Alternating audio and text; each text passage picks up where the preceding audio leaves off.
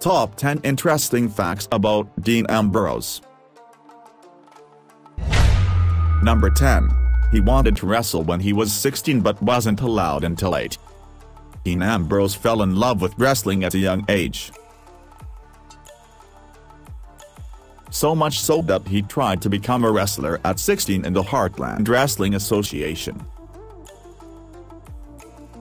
Number 9. He made his debut at 18.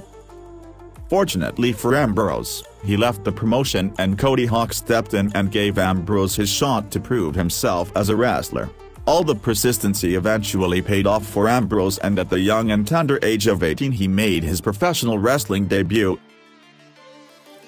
Number 8. He won his first championship after less than a year wrestling. In AHA, Moxley would start off in a tag team called Necessary Roughness with a man named Jimmy Turner. His biggest accomplishment came in 2006 when he won the HWA Heavyweight Championship. Number 7. ACW inspired his career path. ACW was a huge influence on Ambrose. So much so that he joined Combat Zone Wrestling CZW. It's no coincidence that CZW's tagline is ultra-violent entertainment. Number 6. He lost 2 matches in WWE back in 2006. Long before the success of Ambrose and The Shield, Ambrose wrestled in WWE in 2006 as part of 2 jobber tag team matches. He wrestled on Velocity and Sunday Night Heat under his Moxley name. Number 5. Ambrose and Rollins are old foes. In April 2011, Ambrose signed with WWE and right away was thrown into a feud with Seth Rollins for the FCW 15 Championship. Their first matches for the FCW 15 Championship were classics.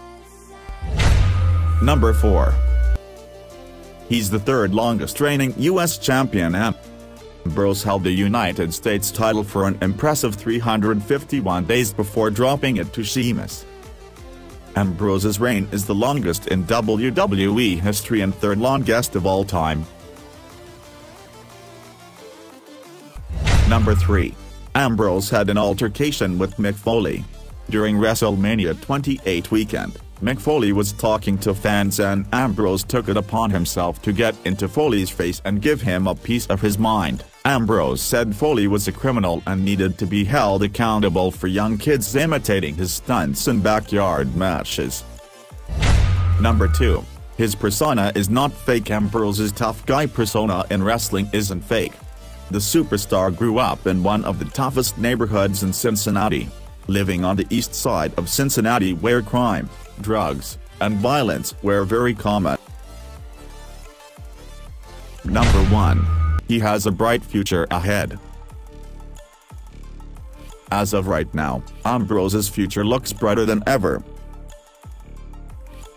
He has all the tools to be WWE champion, and because of this he is now being compared to the late Roddy Piper and to some degree Stone Cold Steve Austin.